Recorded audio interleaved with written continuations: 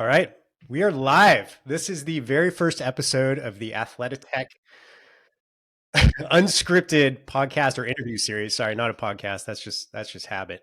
But I am joined by Edward Hertzman and Tom Dowd. Thank you guys for joining. And before we get into all of this, there's a lot to talk about. Very exciting. We just had a great debriefing before this. And Tom, I know you have so much to say. Edward, I know you have a ton to say as well. You're a vast wealth of knowledge when it comes to this industry. But why are we doing this? I think that's the biggest thing. And we called it unscripted because we want really unbiased, right? Very loose conversations about things that actually matter within our industry, getting under the hood, as you would say, Eddie, and uncovering things that people don't know and things that people should know. And I think that's really important. So without further ado, I want to hand it off to you, Eddie. And maybe since you're the founder and CEO of Athletech, give us an idea of why we're doing this and the vision you have. Absolutely. And thank you, Eric. I mean, I think you really summed it up. I'm a little bit of an outsider. I started Athletech 3 years ago. Most people know me from the supply chain, from the retail, industry. And it's very clear to me that there's no lack of passion. There's no lack of enthusiasm in the fitness and wellness space. There's a million ideas. There's not a million good ideas. But, what I'm not hearing is no matter how many conversations I'm in, no one's talking about, the EBITDA. No one's talking about the valuations. I don't turn on CNBC. I don't see us having a serious seat at the table, whether it's in Washington, whether it's on Wall Street.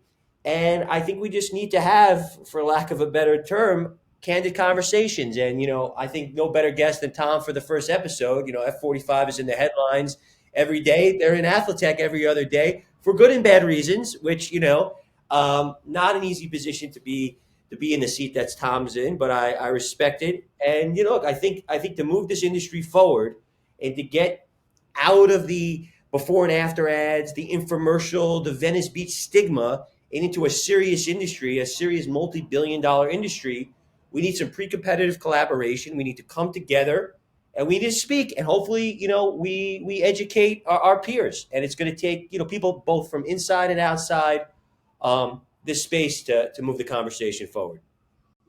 Wow. I love it. That's great energy. Thanks for that setup.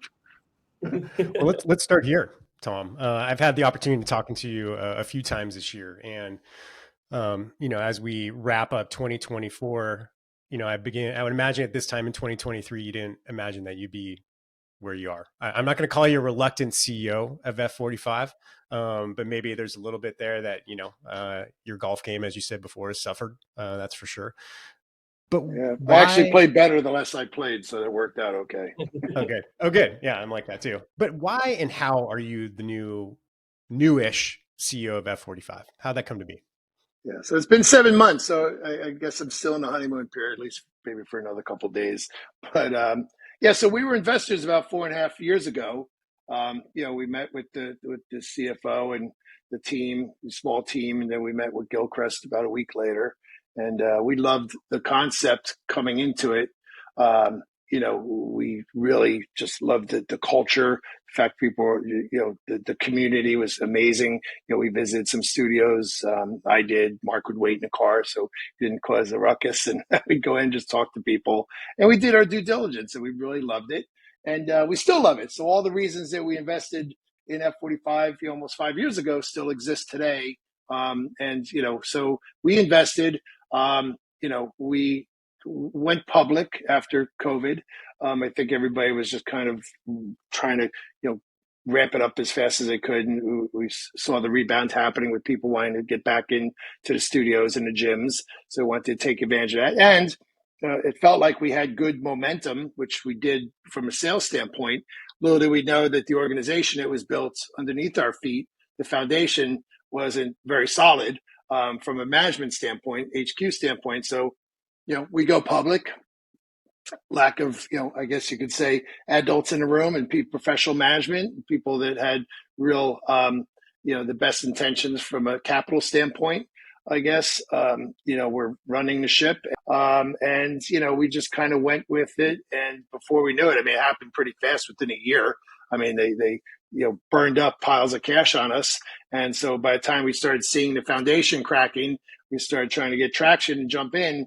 Then all of a sudden, they blew out, Gilchrist and, put in a temp guy and another guy who was just a banker dude who just, kind of in there. And then, as we started to panic and say, whoa, we need to stop this spiral. I had a couple of people I was trying to plug in. And, at some point we just realized like we don't have time, and I'm the guy that can jump in and hit the ground running. And so I just pretty much, after, some back and forth, said, I'll do it, so, and listen, I had some remorse the first month. it was more than I thought. For the first 3 months were a lot, but listen, I thrive in chaos. It's what I'm always, busy, so listen, it was just really more than I thought. And I was so angry as an investor for the first 3 or 4 months, just seeing how much waste that these guys allowed, and just over hiring, and just overpay, and just the wrong people in the wrong spots, and just not getting RFPs for everything, and just not having business reviews, and not running the company as you should. Which this whole foundation was there, and all they did was sell. So sell, and just forget about it. So that was the model that these co-founders started with, and as you grew, they never ever had the business integrity or mindset to say, okay, now we're selling and we have a really successful concept. Now, how do we put some backbone into this? How do we put structure, and how do we now manage the growth? Because managing growth is just as hard as managing a downturn, right? So you just pull different levers, but when you just don't have any sophistication, and that becomes the problem that we had to deal with. So for me, when you say hard job, yeah, listen, it's business. It's not hard when you know what to do. It's just doing it. You just have to tackle, block and tackle, just keep doing it. Just keep, you're not going to always be right, but you have to be decisive and just do the things that your career has taught you how to do it. And this isn't even a very big business compared to GNC. So there's a lot less going on, if you will. But you still have to do the right things. You still have to make the right decisions and have the right people around you. So anyway, yeah, it was, it's still, a lot going on, but we're making so much progress. Like every day, almost, we're making great progress. And again, when you know how to do things the right way, it doesn't complicate things, because you just know, like, this person did something bad, they have to go. This person's not in the right spot, they have to go or get moved over. These decisions need to be made fast because things are not going in a good direction. Let's just do it. And you have to make tough decisions. And for me, it's easy because it's what I do. So it's not that difficult. So I don't want to sound like I'm boasting, but it's still a complicated business. We have a lot of franchisees. There was a lot of oversaturation in markets like Australia. There was some great concepts that we have with Vibe and Vora now in the US, and FS8, the Pilates / toning yoga concepts, which are amazing. So we're really thrilled about that. They were just basically kind of ignored. And there was just a lot of wasted, energy from management, focusing on things like Greg Norman and, chasing stars and trying to do things that just didn't make sense for the core business or the franchisees. And, again, we're just dealing with all the legal issues of working through all the past mistakes, because, we're done making mistakes here. So we're refunded. We just recapitalized with a great sponsor, Candy Lewis, who's very committed to the business. And I wouldn't have never taken this position if I didn't believe and know that they were committed, and they're putting their money where their mouth is. And trust me, nobody's putting good money after bad. So that's a lot of talking. I'll take a breather. No, it seems, and I get this question a lot. Just a friend that's walking down the street. F45 appears to be a very strong brand, and people love the workout. And I'm not just saying that because you're on the camera. It's people like, I don't understand how the headline, how is it doing poorly? The studios are busy. People find it to be very effective. Great brand awareness. Now, a great brand doesn't always translate, like you're pointing to great management. We have the Pelotons of sort that have mismanaged their businesses. Great brand. But do you think that F45, you said it kind of earlier, the brand is intact? Is it the management that really went off track, and this is why you're here today in the position that you're in? Oh, absolutely. Yeah, listen, at studio level, unless you're in Australia, you would never know there's all these, stock price issues and everything else. I mean, the workouts are amazing. The technology is great. I've spent a lot of time scrubbing even the workouts at the core business F45 and even the Pilates business, the FS8. We really keep tweaking it and spending money on technology and trainers. And so, so there's definitely a break between the studios and HQ issues. So really, for a franchisee, their business is only getting better every day because we're really spending money on more support for them. We're being more reactive to them. We talk about being subservient leadership group. So, we work for them. We work for the members and we work for the studio operators. End of story.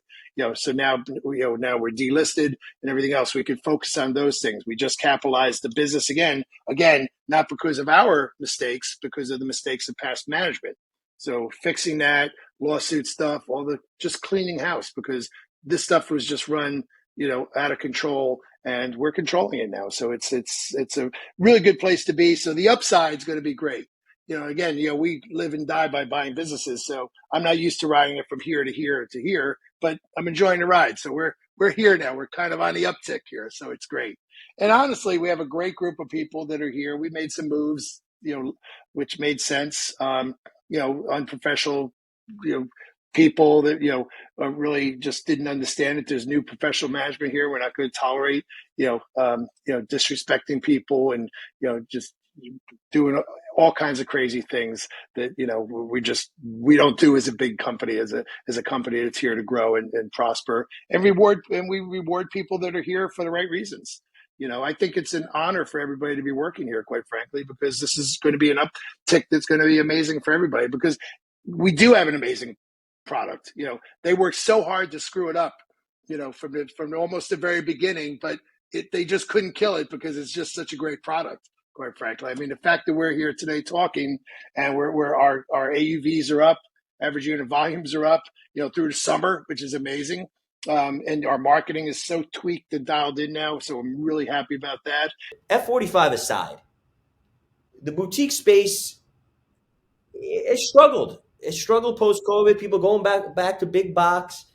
Do you think, is there a saturation? I mean, every day there's a press release coming across my desk, dumbbells on wheels. Do I want to franchise it? I mean, there is no lack of ideas. And is the is the boutique space saturated? Does everyone get into strength? And then there's 10 new concepts that come out, 10 new hits concepts. And also, do you think the problem with a lot of these businesses is at 100 or 200 or 250 locations, they're right size? When you try to go to 1,000, are they not thinking about the core business, which is making sure the operators are successful and the patrons have a good workout, versus, hey, let's be in the real estate game. Let's sell 10,000 locations, collect those residuals. What business are they in? And what's your take? What's your macro view on all this? Yeah, I think, listen, competition is good, by the way. I don't mind good, fair competition. It makes everybody stronger and better. So let's just get that out. So we're not afraid of we're competent. The bigger you are, the more successful, the bigger the bullseye on your back is going to be, quite frankly. And, we're pretty far down the road with 2,000 studios and growing, and 3 different concepts now that we're really getting behind. So, I mean, a lot of these folks, just like any new business, get a little over their skis. And now, because of the complications of the inflation, for example, these guys are getting out there and they're getting too much debt. Their ROI is now moved out further. They're undercapitalized, which is an old story in business, right? But now, when you're paying these kind of rates and construction costs are through the roof, shipping costs through the roof, these guys, listen, let them come on. We have the benefit of efficiency at our size and a big, partner that's committed to this business. So, once we get past paying off all the one-time BS that we have to deal with because of past issues, the efficiencies are really easy for us. So it makes us better to compete from a marketing standpoint, from a saturation standpoint. We suck up the oxygen, in an area before somebody else coming in. And, listen, there'll be people that have successful, mini groups of studios and gyms. Good. It's great. And, the nice thing about this whole industry, just like the sports nutrition industry I come out of, with GNC and performance inspired nutrition, Wahlberg and I started. It's a high growth category. So like there's room for everybody. So the fittest will survive, so, we're there. We're now fixing the house. We got, we're rebuilding the walls. We have the right carpenters with the right tools in their hands, and we're doing things right.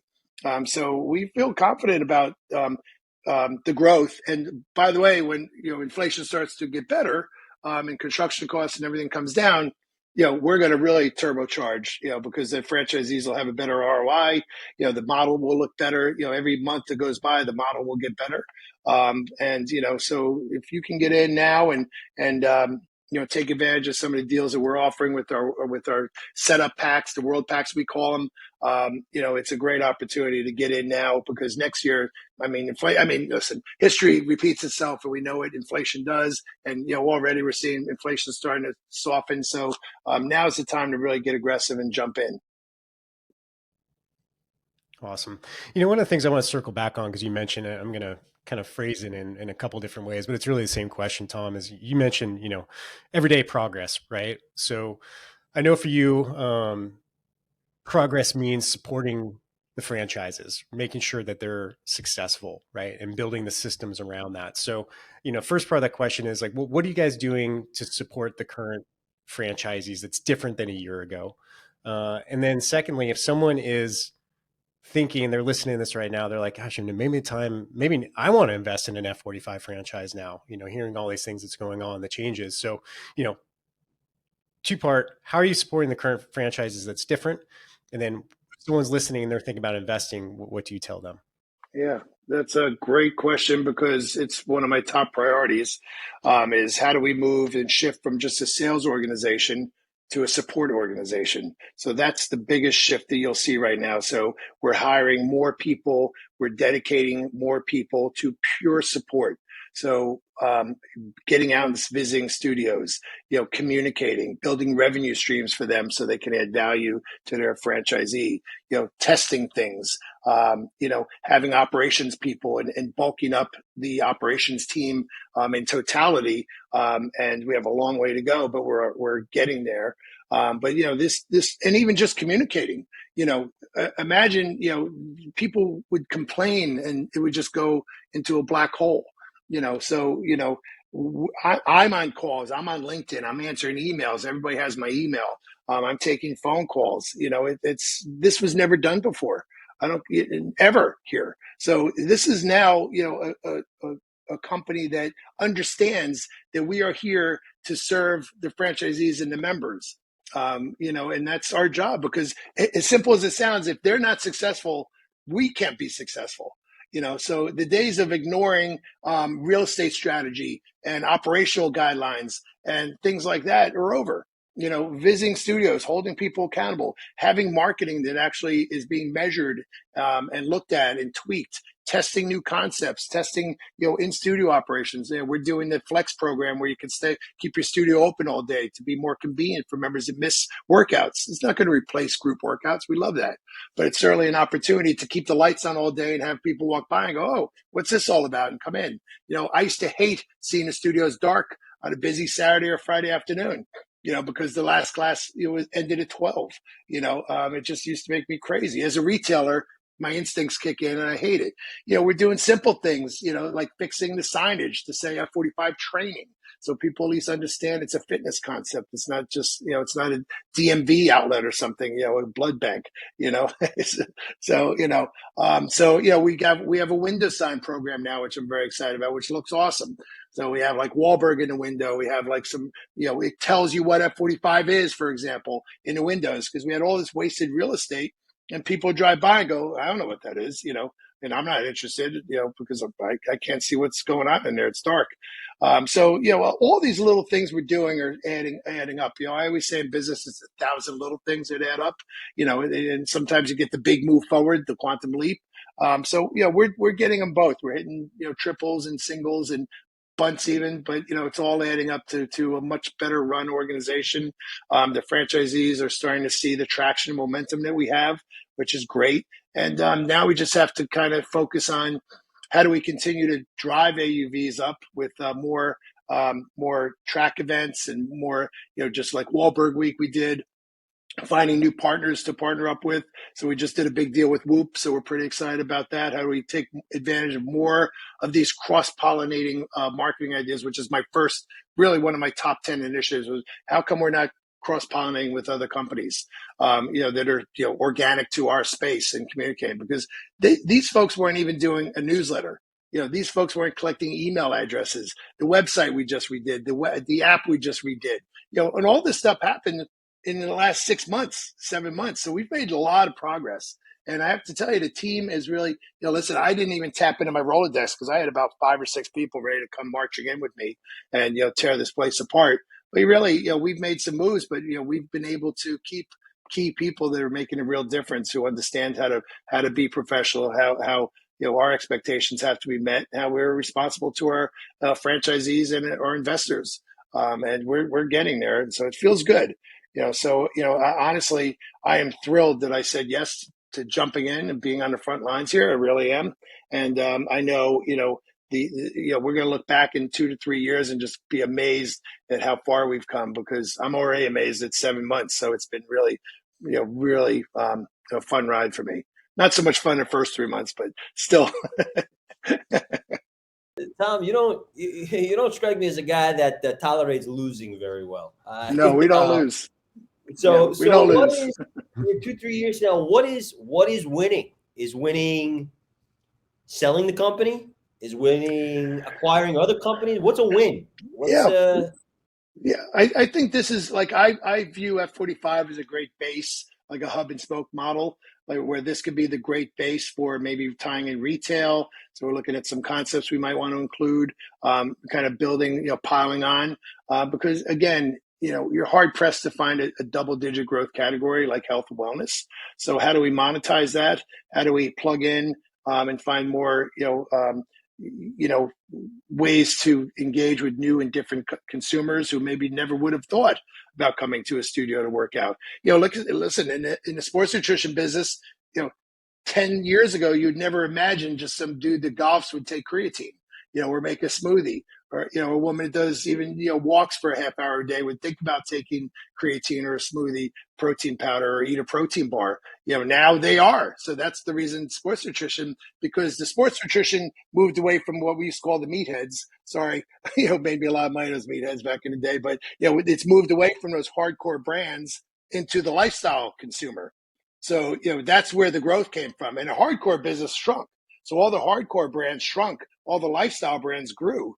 So the same thing here. So how do we become more of a lifestyle brand and attract the new members? So we're looking at a lot of different things I don't want to talk about because I don't want to give away trade secrets, but we're talking to some groups that I'm really excited about dealing with. And, I hired Noah Galloway, who's a double amputee. He was on Dancing with the Stars, was my first hire, actually. I'm thrilled with him because it sends a message that, hey, listen, this is all inclusive. We have beginner classes now that we just are launching this month, I believe, that we never had before. So, and being an outsider to a degree, my wife and my neighbor, who they're best friends, are like, oh, we would never go in. We would never jump into that class with all these healthy young people and do a class.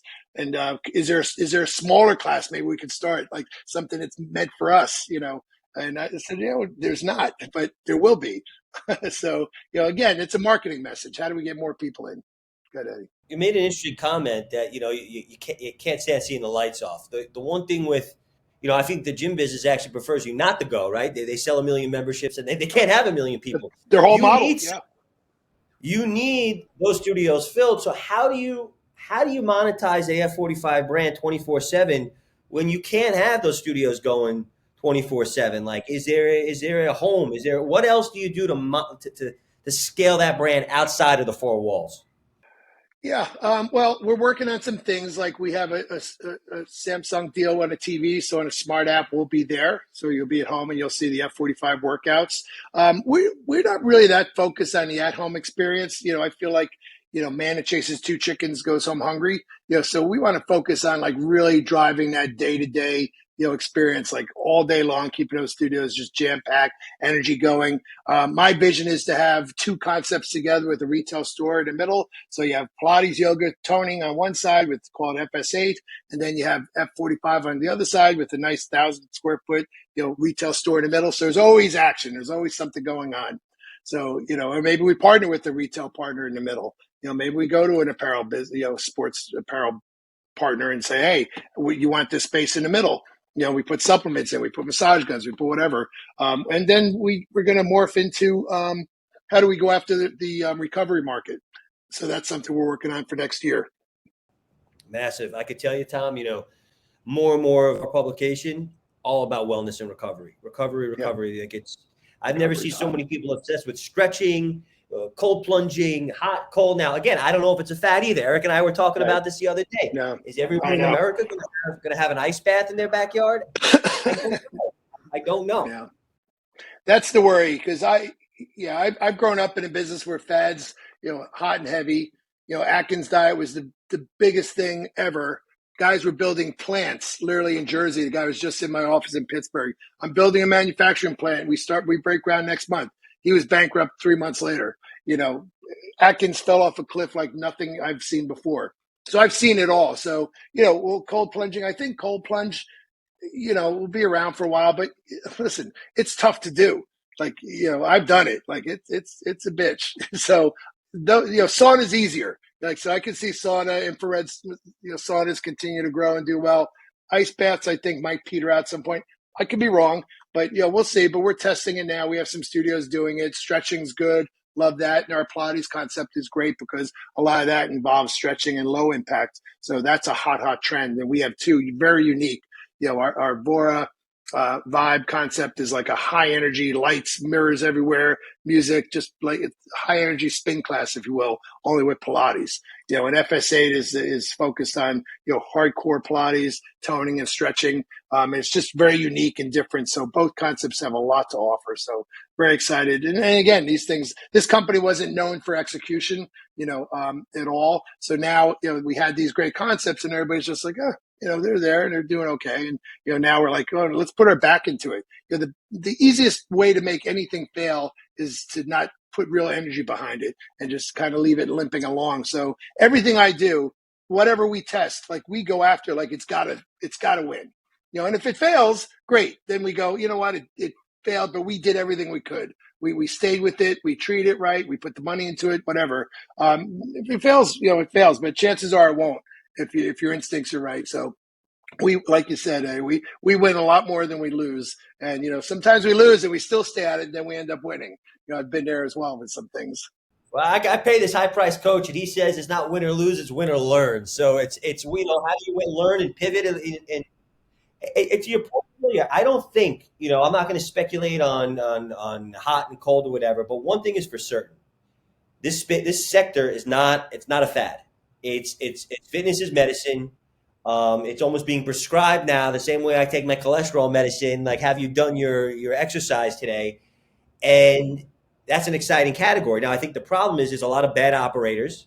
I think there's a lot of people that are passionate and, hey, I want to go from a trainer to, opening these studios. But the opportunity is there, and I'm very excited about the space. I mean, look, I think there's always going to be consolidation. I think the other big thing that I'm not seeing is who is the acquirer in a lot of this. You have a lot of industries. Oh, you're a hot tech company. Maybe Google does an acqui-hire, or that's the problem. Is who's going to buy Peloton? Equinox? No. Who's going to buy Orange Theory? Tempo? Like, that's the problem. It's hard. There's not enough money. There's not enough liquidity for big deals to happen. So I think it's going to remain fragmented. I think there's going to be, and it's going to be survival of the fittest. And I think we're going to see a lot of change over the next 5 to 10 years, because I think there's going to be a lot of new concepts and a lot of new players outside the space that are going to come in and disrupt. So, like you said, you're not typically. I'm not from this space, but we look at it differently. It's still business 101 at the end of the day. Yeah, listen, it's still it's a good recurring revenue business, especially the franchise model we live with. So it's still a good cash business overall. Unfortunately, they've burned up so much cash, and we've just had so many obstacles put in our way, self-inflicted wounds, if you will. But put that all behind us. This is a very sustainable growth business. It's a nice business to be in. So, would we be in a hurry to sell? Kind of getting back to your question, I didn't fully answer before. Listen, we're in a business to make money and grow things. Will that be 5 years or 3 years or 6 years? It's the same. Do we merge with somebody else? Listen, the holy grail is if we could start prescribing and getting insurance to pay for your gym memberships, because the science is so amazing for mental health alone, for how beneficial they're saying, exercise is as good or better than prescription drugs for depression, for example. So how do we get the insurance companies to start paying for studio memberships? How do we get big companies like Apple, for example, to pay for their employees to come to a studio because, less sick days. We're talking to a very big retailer now. We're going to have an F45 in their campus that they're redoing. I won't mention who, but we're for them to have one less sick day a year for only 30% of their employees, is so meaningful. Like the numbers will blow you out of your chair. To have one less day spent in a hospital, to keep them on the job, longer. The numbers add up so fast because they're so big. You can probably guess who I'm talking about, but everything's relative. So you take those big numbers, and every retailer and every business, it's still meaningful for them. So how do we really start educating people? And again, like the lifestyle conversation we just had, how do we start getting more and more people to say, you know what, I'm going to go give F45 a try. I love the energy there. I love the feedback. The reviews are great. We got voted #1 workout by Men's Journal, which we're very proud of, and that's by the members, so listen, we always knew we had a great product, and we just keep making it better. So we can't fail. It's just impossible, because we are fixing all the business BS. Yeah, I got a question for both of you guys because, I am from the industry. I've been in the industry now for 15 years, and there's always thoughts on well, when did the industry actually start? We know it's young, right? Was it Jack LaLanne? Did he start the whole thing, right? Was it Arnold Schwarzenegger? Who started this whole thing? So either way, it's not that old of an industry. And both you guys coming from outside of the industry, the question I would pose to you is what could we be doing better? I'm sure there's a long list of things, but from the top of your mind, coming from all these different industries and seeing a lot of different points of view, is there anything that's glaring that you're this industry needs to do this? I'll go first. I think education. I think kind of what we just touched on. A lot of people just don't understand how beneficial, moving a half hour a day can be. There's still women that think lifting weights will make them look like Arnold Schwarzenegger. It's not that hard. And people really don't understand how absolutely crucial muscle mass is as you age. It's so critical to your longevity, your quality of life. I think when people start really understanding that, more, I think we'll have people lined up to sign up at an F45 or Pilates, or, FSA, whatever, or anywhere. We're happy. We're in this, in totality, the more people that are working out, the better. Wherever it is, even on whatever they're doing, is great for the industry. So the more people that understand how critical it is to build muscle mass, male, female, it's so important to, your bone health, you break a hip, the mortality rate is scary high. Once you break a hip over an age of 60, it's crazy. The rates, and they're there. It's science. This isn't trying to sell you something. This is proven scientific medical facts. And there's so many people that just either don't really understand. And listen, being in the supplement business and this business now, I'm always running into people that really don't have a clue. And they're like, really? Oh my God, I didn't know that. Or wow, yeah, you're right. So too much of those conversations where it should be the norm, where people are being prescribed, hey, you need to go work out 4 days a week at the gym. I'm your doctor, go. I trust me, this will be good for you. This will help strengthen your back muscles. This will help your mobility. I need you to start stretching more. I need you to go to Pilates. You need to build muscle mass. Your BMI's, off the charts bad. You need to do this. Of course, that ties into weight loss. And actually now with all the weight loss drugs coming out now, Ozempic and stuff, I think that's a sweet spot for us because a lot of people who were, and I'm an investor in Nutrisystem as well, we love it because now our portions of Nutrisystem are spot on. So that's what hopefully we'll advertise that. It was my idea. But now it's all right, now this person was 100 pounds overweight. Now they're 30, 50 pounds overweight. Now go to the gym.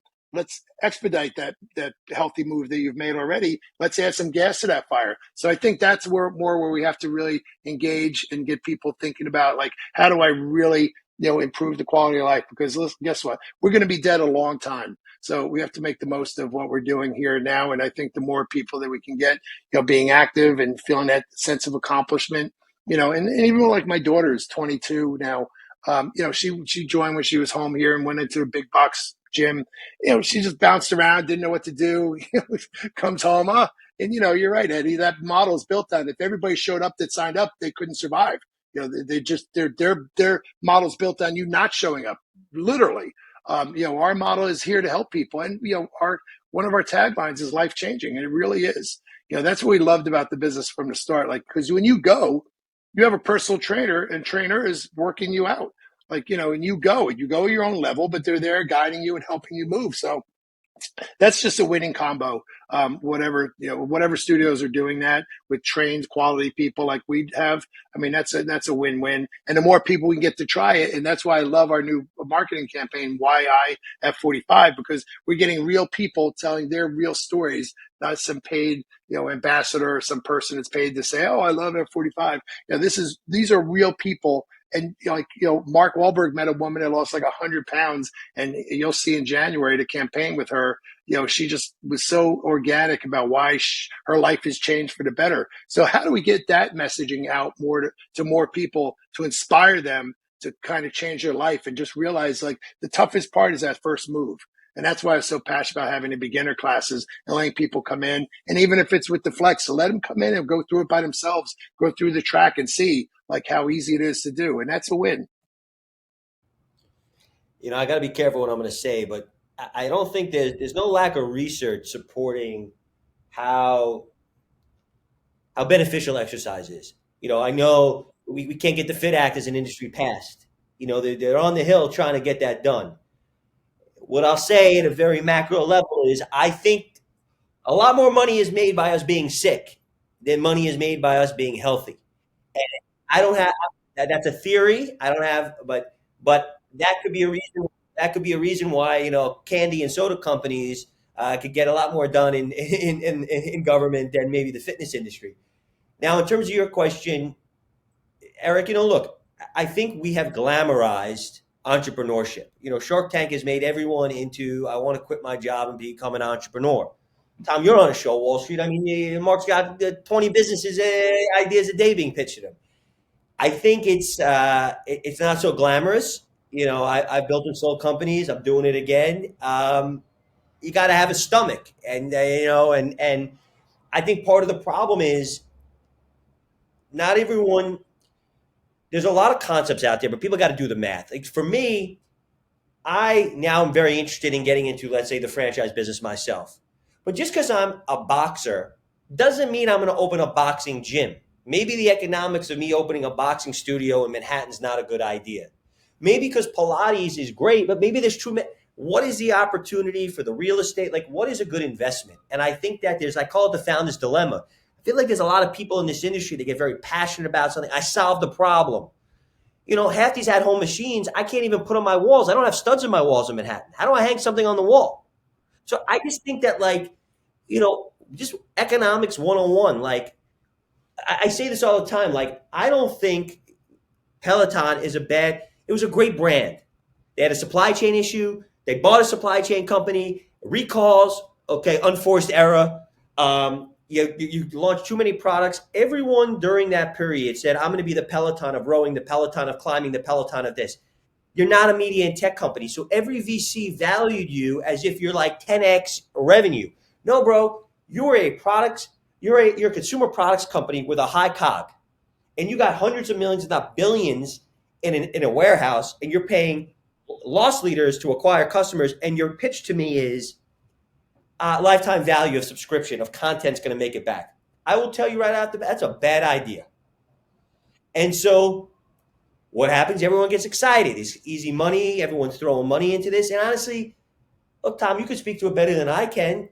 Sometimes the VCs are unemotional about it. They just need one to work.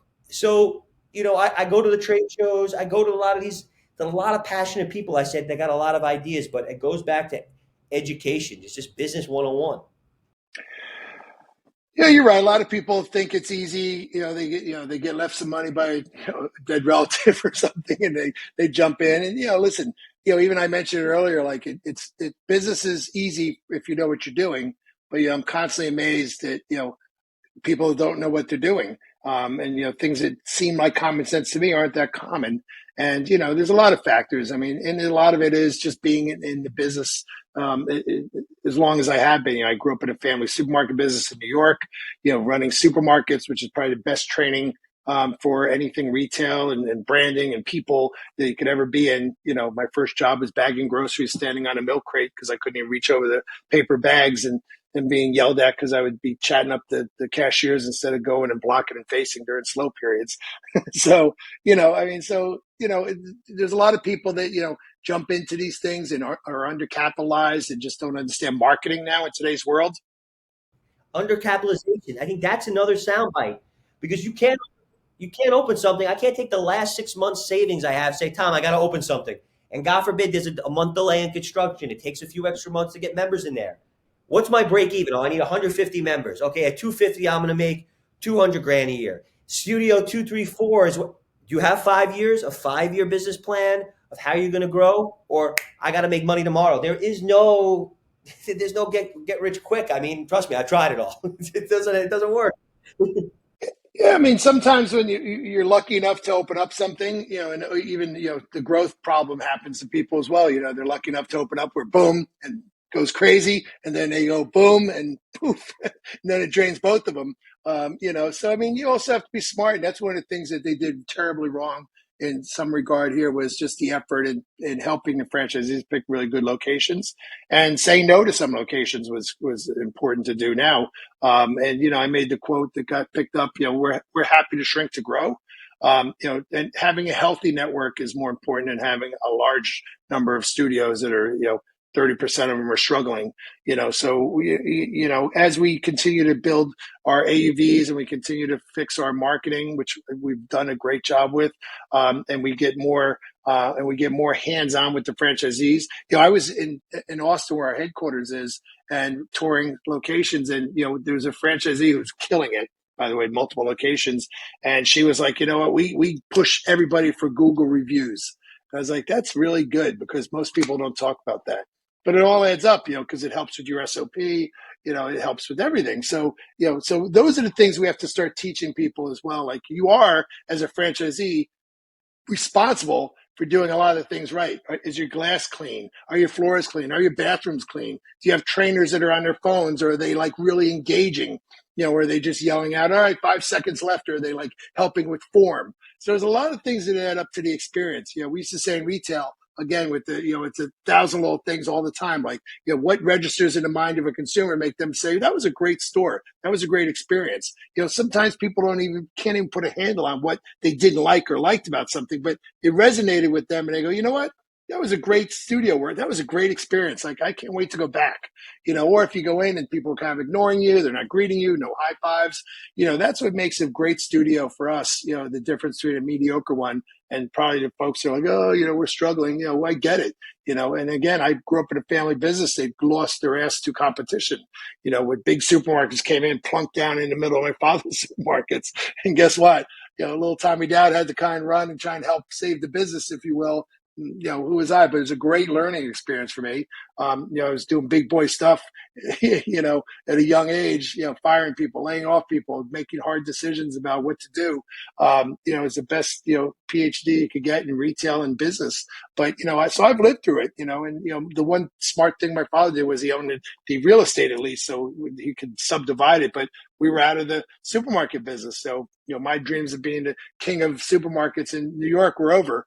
So, but, again, people have to realize that there's a lot that's involved with running a business that's responsible to you, even as a franchisee, that you have to really be passionate, be a hands-on operator, and as you grow and you get good people around you, then you can do other things, open up more studios, but you still have to put the effort in and really make sure that your studio's popping. Are the signs all working? Are you taking advantage of everything? Are you interacting with your community? So there's all these different things that people could be doing that we're going to take more responsibility for to help train and guide our franchisees and give them more tips. I'm actually going to come up with a series of people interviewing great franchisees for the system and sharing all these tips. So that's kind of something in my back pocket that we're working on. It'll be out first quarter next year.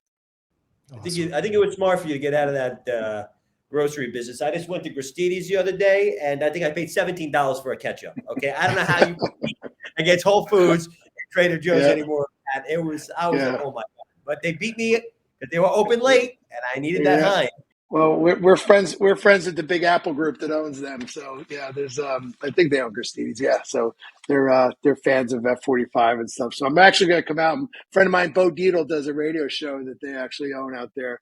So I'm going to come out and try and get on the show with him. Bo's is your New Yorker. Bo's pretty famous. World's Toughest Cop movie and stuff. Bo's the man. So I'm going to come out and go visit with them. Yeah, that's right. Yeah. Plus, we have our new concept of the Pilates concept, Vora, opening up in Manhattan. So we'll hook up when I come out. So we'll catch up hopefully in January. Absolutely, Eric. I don't know how we're going to get another guest to be this candid and unscripted. I mean, this is a good pilot. This is a good pilot. I'm honored to be the first.